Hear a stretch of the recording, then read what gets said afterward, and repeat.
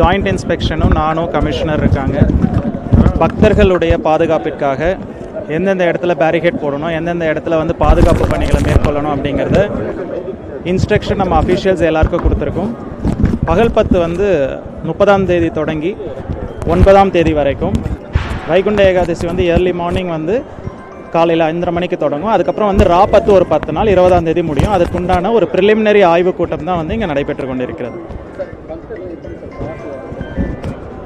அது இன்னும் preliminary discussion இப்போ தான் போயிட்டுருக்கு. ஆன்லைனாக நேராக வந்து வாங்குறதாங்கிறத நான் சொல்கிறேன். நான்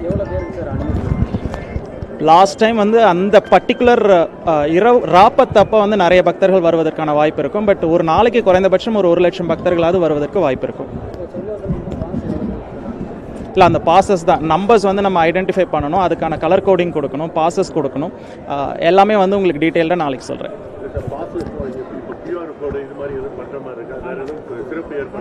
பாசஸ் வந்து பார்த்தீங்கன்னா ஸ்கேன் பண்ணி QR கோட் போடுற மாதிரி இருக்கும். இல்லைனா வந்து ஆன்லைனில் நேரடியாக வாங்குகிற பாசஸும் இருக்கும். ஸோ அதுக்கான கம்ப்ளீட் டீட்டெயில்ஸ் எவ்வளோ பாசஸ் யார் யாருக்கு அப்படிங்கிறத ஈவினிங் நான் உங்களுக்கு ப்ரெஸ் நோட்டாகவே கொடுக்குறேன்.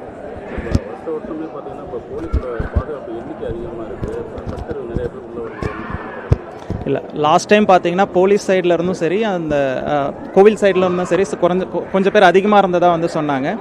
அதை தாண்டி இந்த வருடம் வந்து கிளியராக வந்து பிளான் பண்ணியிருக்கோம். யார் யார் எந்தெந்த லொக்கேஷனில் எங்கே இருக்க போகிறாங்க அப்படின்னு சொல்லிட்டு பக்தர்களுடைய பாதுகாப்பு தான் வந்து மெயினாக இருக்கும். ஸோ அதனால் பக்தர்களுடைய பாதுகாப்பிற்காக செக்யூரிட்டி கொஞ்சம் இன்க்ரீஸ் பண்ண வேண்டிய கட்டாயத்தில் இருக்கும். நிச்சயமாக வந்து பக்தர்கள் பாதுகாப்புக்கு ஏற்ப வந்து செக்யூரிட்டி அரேஞ்ச்மெண்ட்ஸ் இருக்கும்.